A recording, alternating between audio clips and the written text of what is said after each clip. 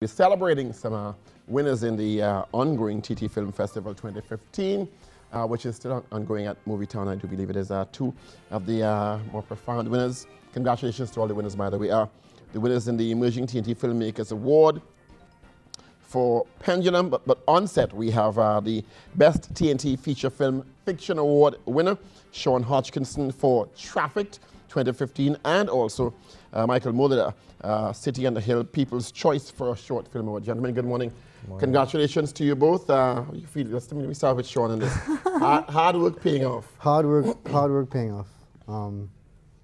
During the course of the festival, people vote on different categories, I'm presuming. Right, there's People's Choice that Mike won, so the audience would vote for them. And our category is a jury. So I think it's 3 filmmakers, saw all the local films, and they decided that our one was the best. Yeah, well, excellent. And for you, Michael, I know you've been doing a lot of work behind the scenes. City on the Hill with, is it Professor Mohammed? Yeah, Patricia Mohammed. Professor Mohammed, and talking really a different kind of approach to documentary making, isn't it? Yeah. We I think we really tapped into more of a metaphoric visual, and we had poetry in there. And we really tried to attempt to make a piece of work that connected to the work we were doing before with Coolie Pink and Green, 17 Colors and a Sitar. And I really tried to make a positive documentary on Laventille, which I think we successfully did. What was it like going into Laventille? Patricia Mohammed said it was kind of scary at times. I'm not putting on people in Laventille and everybody, but you were really embraced by the people, and they really wanted to tell a different kind of story about themselves. I mean, I think only maybe the first day entering, because you just have that predisposition in your head, but we were very comfortable in the community, and I think it shows in the film a little bit. And we had to thank the people of Laventille for allowing us to be in the community and tell that story and interview them. But we really and truly, I found that the space was was nice and welcoming, so we didn't really have any issues up there. Sean, now your film is in the fiction category, but it really tells a really true story. What's adapted from a true story, so about people being lured, young people being lured into the world of narco trafficking. I just find now with the news headlines of human trafficking so prevalent, it's a weird coincidence that our film is sort of tapping into that and at least showing Trinidad, hey, this actually is happening, it's real. And if we can, I think that's God's message, to show and educate people that this happens through film, so that we can actually educate. Do people, because I mean you see tons of films about narco trafficking and drug trafficking, people getting caught, but sometimes it's so slickly and sophisticatedly done. Do you really don't, is the message resonating? Well, I think Traffic resonates here because it's about us. It's about 3 trainees going on vacation, and it's not about watching a set of foreigners going somewhere else. So I think people connect with the characters, and the 3 characters are so vastly different that everybody connects with someone different. And that's what makes Traffic, I think, resonate with the audience. And Michael, for City on the Hill, what surprised you most about the Laventille story? I guess how much that space has contributed to Port of Spain and Greater Trinidad and Tobago, and that's from religion, from drumming to steel pan to carnival, to just how much culture there is there, the cultural history and the architecture. And I think really getting exposed to that and learning, each documentary I feel like is almost like a thesis, because you learn so much about the space and kind of end up, because you have to know it to make it.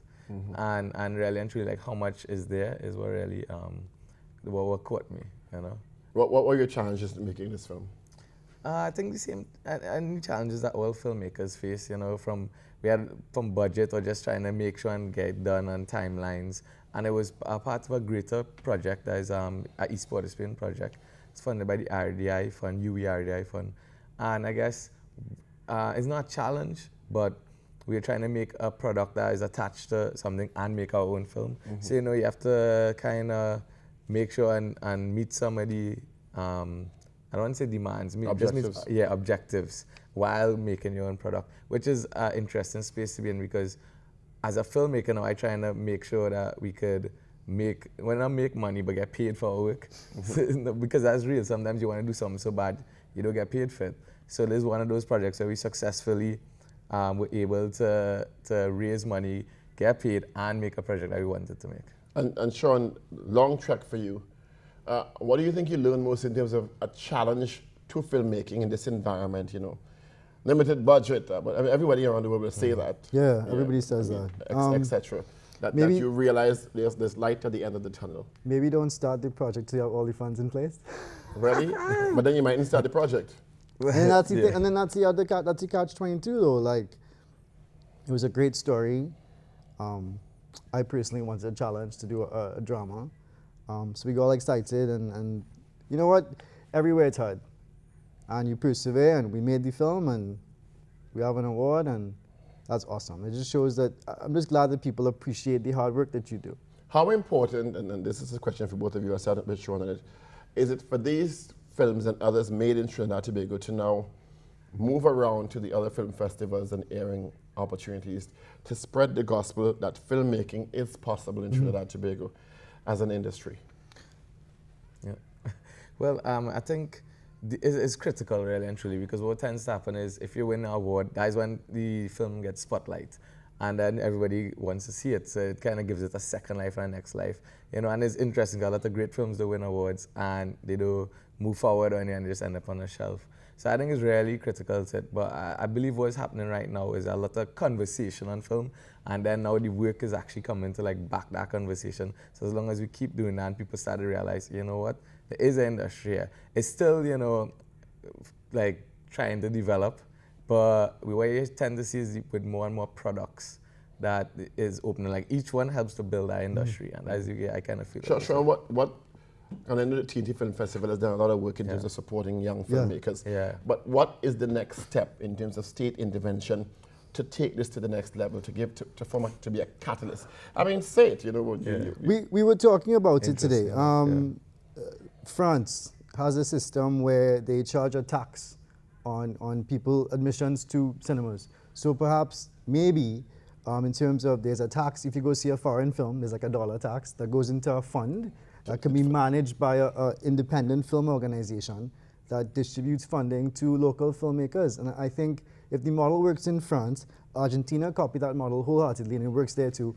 What is stopping us from doing that here? Now, whether or not the cinema owners want to charge that dollar is another story, but at least it's a conversation that gives us access to funding. Anyway. It's just not going into your fund. So, but NLCB too, lottery, in the UK there's a lottery fund as well that funds filmmakers. Well, so there are opportunities. The lottery fund in the UK artistic development, generally. Right. So, I mean, I think what we generally talking about is like a film fund, you know, and where films get their financing from is, I mean, all filmmakers around the world have that problem. But if we could like start that conversation on creating a fund or some way of accessing money, because it exists now with the film company, but they have to put a call. But I think we're talking about something like almost like an arts council or something like that. What was marketing like for this, and what's next? We possibly have a theatrical run in about 2 weeks, so fingers crossed. We'll hear more on that as it's confirmed. We're gonna focus. We wanna do some screenings of the film Up Laventil for the community, and then I think we're figuring out right now how we wanna distribute it. You know, and who knows. But definitely some more screenings of the film, and then I don't know. We kind of want to figure out how we can give it away, but keep the copyright. If you give away, they're gonna keep the copyright. Sean, you've been very successful in doing your own social media marketing for Wendy and the other films. Are there plans to expand this regionally and internationally? And how important is state intervention from perhaps the Tourist Board or the Ministry of Trade and Industry in providing a platform for your entry into the New York Film Festival, the Berlin Film Festival, to take your works around the world, to fly the red, white, and black? Well, doing it on your own is going to interestingly enough, the Ministry of Trade and the Ministry of Tourism are sponsors of Trafficked. Getting into international film festivals, I think that also relies on networking within the film festival. I think this year they brought down a lot of international guests and allowed us to develop relationships with them.